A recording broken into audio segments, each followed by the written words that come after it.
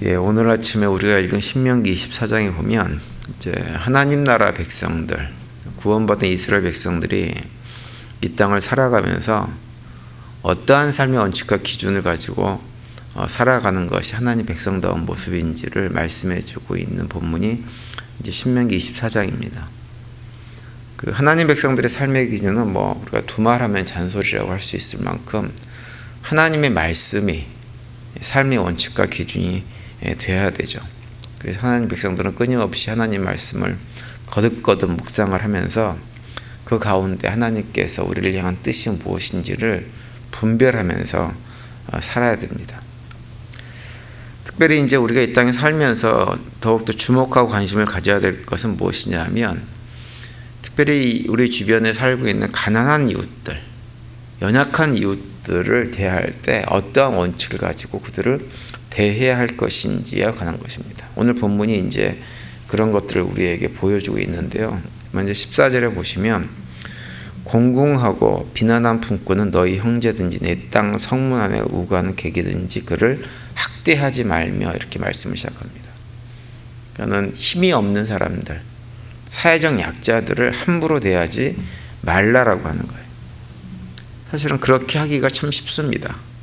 가진 사람들이 없는 사람들을 함부로 대하고 그들의 삶을 더욱더 힘들게 만드는 일들이 사실은 우리가 사는 이 땅에는 많이 벌어집니다.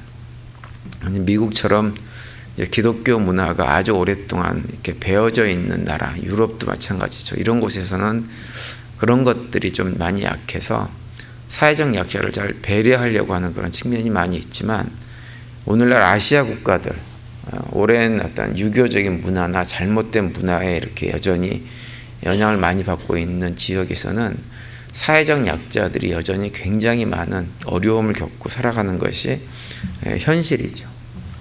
그래서 하나님께서 특별히 사회적 약자들에게 관심이 굉장히 많이 있으십니다. 그래서 15절에도 보면 이렇게 말씀합니다.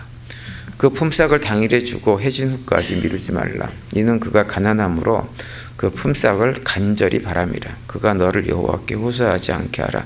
그렇지 않으면 그것이 내게 죄가 될 것임이라. 이렇게 말씀을 또 하십니다. 하루하루 먹고 사는 사람들, 하루 품삯을 받아가지고 다음날 생계를 이어가는 사람들에 대해서 그 품삯을 주는 주인들이 품삯을 미루지 말라라고 하는 거예요.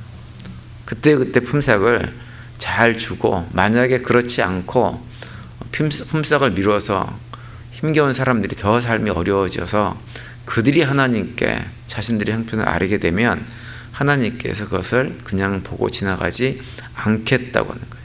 죄를 묻고야 말겠다고 하시는 것이 15절 말씀입니다. 오늘날 우리가 살고 있는 이 세상은 그 흔히 4차 산업혁명이 일어나고 있는 시대다라고 그렇게 말을 많이 하죠.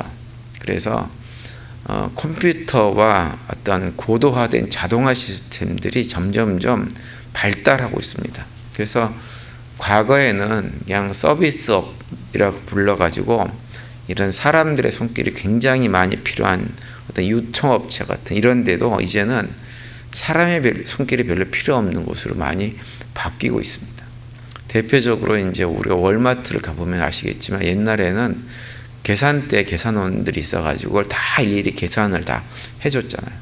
근데 지금은 물론 계산대에 여전히 있지만 그건 몇 개 안 되고 대부분 다 무엇을 하냐면, 내가 구입한 사람이 직접 가가지고는 스캔을 통해 가지고 직접 물건을 다 그 값을 계산하게끔 그렇게 만들어져 있습니다. 그러다 보니까는 과거에는 그런 데서라도 일을 하면서 생계를 유지하던 사람들의 일자리를 잃어버리는 문제가 생기고, 결국은 그들의 생계에 직접적인 영향을 주는 이런 일들이 점점점 많아지고 있습니다. 그래서 요즘 고민하는 것이 뭐냐면, 이제는 국가 차원에서 일을 못하는 사람들의 문제들도 그들이 생계를 유지해 나갈 수 있도록 만들어줘야 된다고 하는 이런 얘기들을 많이 하고 있고, 그런 문제를 이제는 해결을 해야 될 때가 점점점 다가오고 있죠. 우리 기독교 신앙을 가지고 살아가는 사람들은 사실은 그런 사회적 약자들의 문제들을 좀 더 구체적으로 관심을 가져야 됩니다.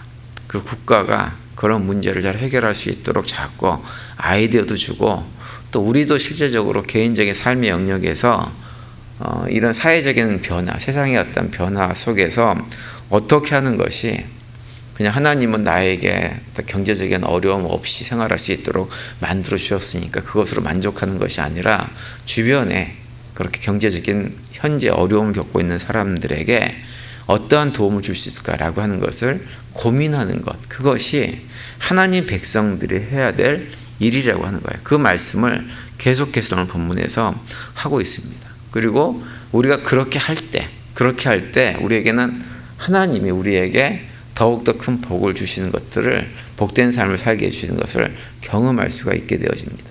그래서 19절에 보면 이렇게 또 말씀하죠. 내가 밭에서 곡식을 벨 때 그 한 몫을 밭에 잃어버렸거든 다시 가서 가져오지 말고 나그네와 고아와 가부를 위하여 남겨두라. 그리하면 내 하나님 여호와께서 내 손으로 하는 모든 일에 복을 내리시리라. 이렇게 말씀합니다. 가난한 자들, 그 사람들에게 내가 가진 것을 기꺼이 좀 나누어주는 삶을 살게 되어지면 하나님께서 그거 잊지 않고 내 손으로 일하는 내 사업에 대해서 복을 주시겠다고 말씀을 하고 있는 거예요. 오늘날 전 세계는 하나로 묶여져 있습니다. 그래서 더 이상 내 이웃의 문제가 그들의 문제가 아니에요. 그들의 문제는 다 나의 문제로 연결이 되어져 있습니다. 한 10년 전만 해도 별로 그게 많이 느껴지지 않았습니다. 그런데 지금은 그렇지가 않습니다. 불과 10년 사이에 세상이 정말 많이 바뀌어가지고 바다 건너의 문제가 더 이상 바다 건너의 문제가 아니에요. 바다 건너에서 무슨 큰 일이 벌어지면 그 일이 바로 우리에게 영향옵니다. 대표적으로 우크라이나 전쟁이 일어나니까 우크라이나와 러시아의 전쟁, 정말로 멀리서 일어난 전쟁인데 거기서 전쟁으로 인해 가지고 곡물 수출이 제대로 되지 않고 하다 보니까 전 세계 곡물값이 폭등을 하게 되어지고 전 세계 물가가 엄청나게 오르는 이런 일들이 지금 벌어지고 있습니다. 우리 최근에 시장에 마트에 가면 물가가 너무 올라가지고 사기도 힘들고, 옛날에는 코스트코 같은 데 가가지고 물건을 사면 100불이면 많이 사오던 것을 그 절반으로 거의 줄어들다시피 하고, 식당 가격들도 보면 거의 한 4, 5년 전에 비해서 배로 올라 있는 이런 상황인데, 이런 다 이유가 여러 가지 이유가 있지만 코로나 이후에 우크라이나 전쟁이 터지면서 발생되어진 문제입니다. 그래서 더 이상 먼 나라의 얘기가 그들의 얘기가 아니라 우리의 얘기가 되어져 있습니다. 그래서 우리가 그런데 특별히 관심을 가져야 되는데, 우리가 특별히 더욱더 주변 이웃들의 어려운 문제에 관심을 많이 가져야 되는 이유는 무엇이냐면, 단순하게 그들과 우리와의 관계 때문에 그들이 어려우면 우리도 어려워진다라고 하는 차원에서가 아니라, 무엇보다도 하나님과 우리와의 관계 때문에 그들에게 관심을 가져야 되는 거예요. 하나님께서 우리에게 주신 것을 우리가 우리만 누리고 살려고 하나님께서 주신 것이 아니기 때문입니다. 사실은 우리가 지금 이만큼 살게 된 것은 하나님의 은혜예요. 하나님께서 길을 열어주시고 또 필요에 따라서 도움을 주시고 하셨기 때문에 그런 것입니다. 그것을 이스라엘 백성들도 똑같이 마찬가지죠. 그래서 오늘 보면 18절에 보면 그 말씀을 합니다. 너네 애굽에서 종되었던 일과 내 하나님 여호와께서 너를 거기서 속량하신 것을 기억하라. 이러므로 내가 내게 이 일을 행하라 명령하노라. 이렇게 말씀하세요. 이스라엘 백성들 공동체 안에서 사회적 약자들을 돌보고 해야 하던 이유는 무엇이냐? 너희들이 과거에 그렇게 약자로 있을 때 내가 그 자리에서 너희들이 고통 가운데 신음하고 있을 때 너희들을 구원해내서 지금 자유로운 상태로 만들어 주었기 때문에, 너희들의 삶을 내가 돌봐주었기 때문에 내가 너희들을 돌봐준 것을 기억하면서 너희들도 내가 너희에게 한 것처럼 사회적 약자들을 돌보는 것이 지극히 정상이라고 하는 거예요. 그래서 하나님은 그냥 우리에게 이웃을 돌보라고 말씀하시는 것이 아니라, 하나님께서 우리에게 하신 것처럼 그것을 우리가 기억하며 살기를 원하시는 것입니다. 그래서 우리가 가진 것을 가지고 기회가 되는 대로 사회적 약자들을 돌보고 섬기는 일에 최선을 다하라고 말씀을 하고 계시는 것입니다. 자주 말씀드리지만 우리가 잘 알고 있는 대로 하나님께서 아브라함을 부르시고 그에게 복을 주신 것은 아브라함과 아브라함의 후손들만 잘 먹고 잘 살게 하기 위해서 부르신 것이 아니라고 말씀드렸어요. 하나님께서 아브라함 부르신 이유는 뭐냐? 열방이, 온 세상이 아브라함 한 사람을 통해 가지고 복을 누리는, 하나님께서 그들을 복의 통로로 사용하기 위해서 그를 부르신 것입니다. 그래서 이스라엘 백성들을 향해서 하나님께서 말씀하시기를 일어나라, 빛을 비추라. 열방이 그 너희들의 빛을 보고 세상이 다 주님께로 돌아오게 될 것이다 라고 말씀을 하고 있고, 그 말씀은 오늘날 우리들에게도 똑같이 적용되는 것입니다. 사실은 우리가 이 땅에 살면서 세상 사람들하고 세상에 속한 사람과 똑같은 방식으로 얼마든지 살아갈 수 있는 사람들이에요. 그런데 하나님께서 여러 가지 기회와 통로를 통해 가지고 우리로 하여금 복음을 깨달아 알게 만들어 주시고, 복음을 깨달아 알게 하셔서 하나님의 자녀가 되어지는 놀라운 복과 특권들을 누리면서 살 수 있도록 만들어 주셨습니다. 그런데 하나님께서 우리를 그렇게 만들어 주신 것은 우리 자신만 하나님 백성으로 잘 살도록 만들어 주신 것이 아니라고 하는 거예요.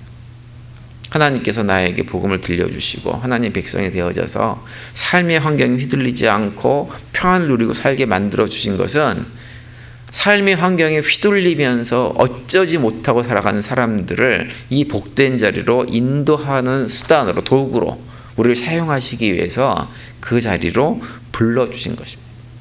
우리가 그걸 기억해야 됩니다.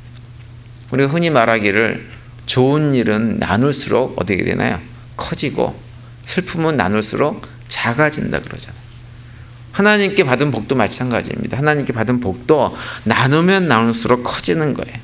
내 안에 머물러 있게 되어지면 그건 그것으로 끝나지만 자꾸 그걸 나누면 나눌수록 복의 지경이 넓어지는 것입니다. 그 사명을 감당하라고 우리를 믿음의 공동체로 불러주신 거예요. 예전에 우리가 그 한참 유행했던 그 기도 중에 하나가 뭐가 있냐면 야베스 기도라고 하는 것이 있었죠. 그죠? 다 기억하실 거예요. 한참 유행했습니다. 역대상 4장 10절에 나오는 야베스라고 하는 사람이 했던 그 기도문을 가지고 많이 해석을 하면서 우리도 그런 기도를 해야 된다라는 얘기를 참 많이 했어요. 역대상 4장 10절에 보면 이렇게 돼 있죠. 원컨대 주께서 내게 복의 복을 더하사 나의 지경을 넓히시고 주의 손으로 나를 도우사 나로 환난을 벗어나 근심이 없게 하옵소서, 이렇게 하는 내용입니다. 너무너무 좋은 기도의 제목입니다. 그런데 우리가 이 야베스의 기도를 가지고 정말 이것이 야베스의 기도처럼 우리의 삶이 복된 삶, 복의 지경이 넓어지게 하려면 관심이 나에게만 있어서는 안 된다고 하는 거예요. 사회적 약자들, 또 복음을 알지 못하는 많은 사람들, 그들에게 관심이 있어서 그들에게 이 복을 나누어 주는 자로 살아갈 때 우리의 복의 지경이 넓어지는 것입니다. 하나님께서는 우리가 그런 삶을 살기를 원하시는 거예요. 그래서 오늘 보면 마지막 22절에 이렇게 다시 말씀합니다. 너는 애굽 땅에서 종되었던 것을 기억하라. 이러므로 내가 내게 이 일을 행하라 명령하노라, 이렇게 말씀하고 있어요. 오늘 하루 지내시면서 하나님께서 우리에게 베풀어 주신 복을 기억하시고 그 복을 나누는 자로 살아가는 하루가 될 수 있게 되기를 간절히 바랍니다. 그래서 우리가 가진 이 복이 작게 내 안에 머물러 있는 것이 아니라 지경이 넓어져서 복이 차고 넘치는 그런 복된 삶을 살아가시고 그 가운데 주님께 주시는 평강이 넘치는 복된 하루가 되시기를 간절히 축원을 드립니다.